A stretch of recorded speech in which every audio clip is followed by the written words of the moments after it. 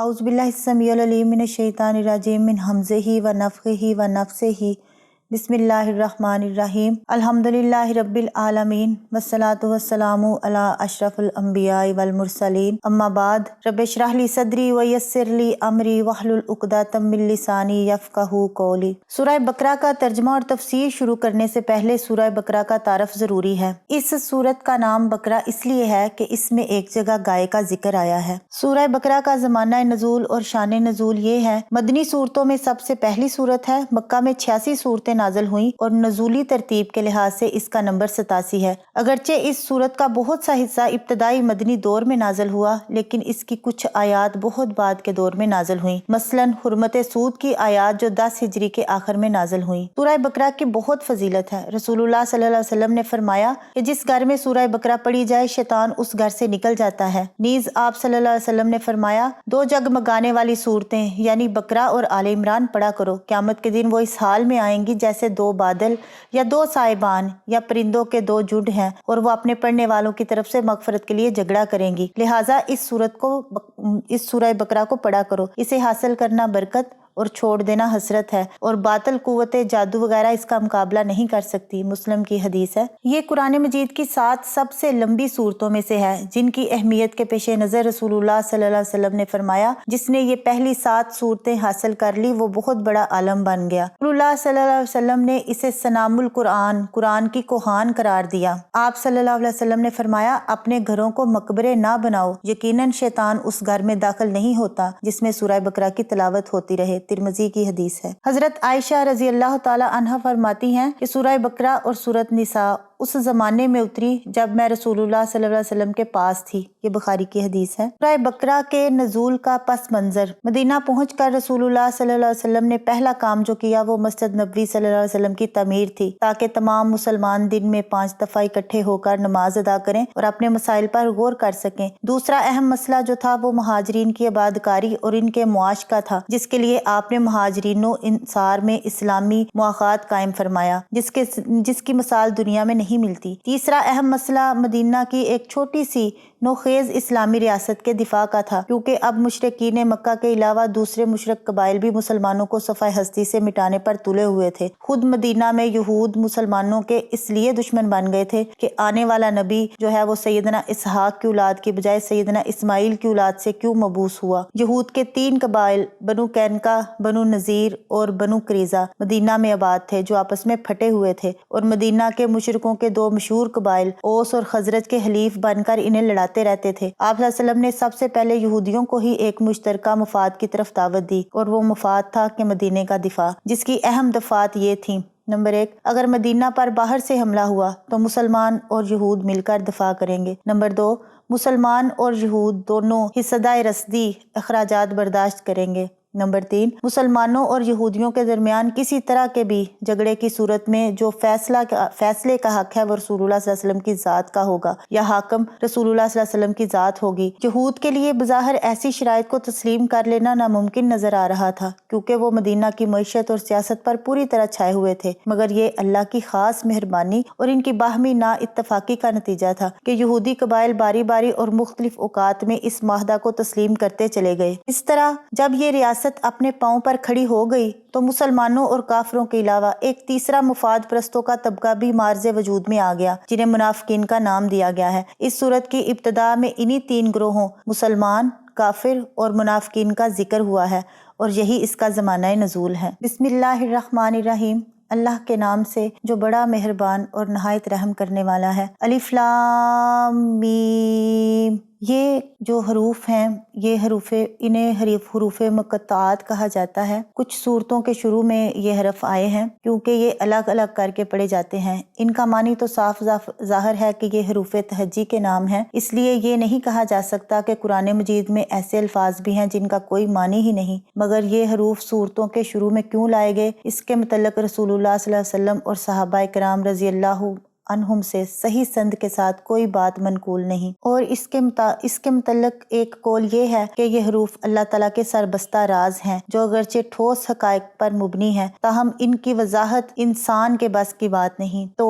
دوسری بات یہ ہے کہ یہی جو الفاظ ہیں اللہ تعالیٰ کی بعض ایسی صفات مذکور ہیں جن کا سمجھنا انسانی عقل کی بساط سے باہر ہے اور ان پر کسی عمل کی بنیاد بھی نہیں اٹھتی۔ قرآن کی 29 سورتوں کی ابتدا میں ایسے حروف استعمال ہوئے ہیں اور مجموعہ احادیث میں سے کوئی بھی ایسی صحیح حدیث ذکر نہیں جو ان حروف کے معنی و مفہوم پر روشنی ڈالتی ہو، لہٰذا انہیں وَمَا يَعْلَمُ تَأْوِيلَهُ إِلَّا اللَّهُ کے زمرہ میں شامل کرنا ہی سب سے بہتر ہے۔ اور حقیقت یہ ہے کہ اس کی حکمت تک رسائی ہمارے بس سے باہر ہے اور یہ ماننے بغیر چارہ نہیں کہ یہ ان متشابہات سے ہے جن کی حقیقی مراد اللہ تعالیٰ ہی بہتر جانتے ہیں۔ ذالکہ یہ کل کتابو کتاب ہے، لا ریبہ لا نہیں، ریبہ شک، فی ہی اس میں، یعنی یہ کتاب ہے اس میں کوئی شک نہیں، یعنی اس کتاب قرآن کریم کے اللہ تعالیٰ کی طرف سے نازل ہونے، اس کے نبی کے دل پر اترنے اور نبی کے اس پیغام کو لوگوں تک پہنچا دینے میں کسی مقام پر شک و شبہ کی کوئی گنجائش نہیں، کیونکہ یہ سب کام اللہ تعالیٰ کی براہ راست نگرانی میں طے پا رہے ہیں۔ یعنی یہ وہ کتاب ہے جس میں شک والی کوئی بات ہی نہیں، اس کی ہر بات یقینی ہے۔ انسان کا علم چونکہ ناقص ہے اس لیے اس کی ہر بات یقینی نہیں ہو سکتی۔ اس کے علاوہ اس کتاب کے اللہ کی طرف سے نازل ہونے میں بھی کوئی شک نہیں۔ فرمایا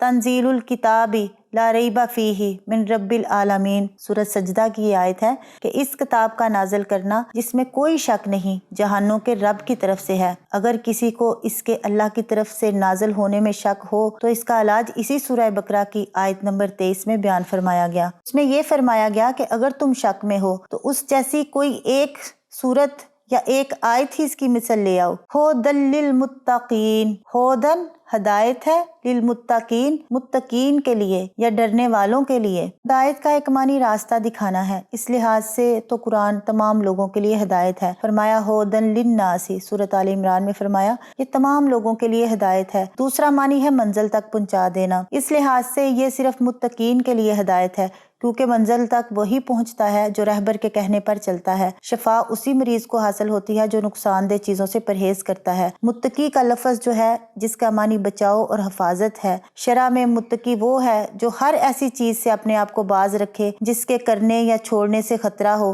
کہ وہ اللہ کے عذاب کا مستحق ہو سکتا ہے۔ ایک مثال یوں سمجھیے جیسے ایک مقرر کسی جلسہ میں سب حاضرین کو مخاطب کر کے نہایت قیمتی معلومات بتاتا اور انہیں ہدایات دیتا ہے، لیکن ان تمام حاضرین میں سے کوئی یکساں جو ہے نا وہ فائدہ نہیں اٹھاتے، بلکہ ہر شخص اپنی طاقت کے مطابق اس سے فائدہ حاصل کرتا ہے اور اس پر عمل کرتا ہے، اور بعض ایسے بھی ہوتے ہیں جن پر تو کوئی اثر ہی نہیں ہوتا۔ تو یہی صورت قرآنی ہدایات کی بھی ہے، ان سے صرف ڈرنے والے ہی یعنی متقین ہی ہدایت حاصل کرتے ہیں۔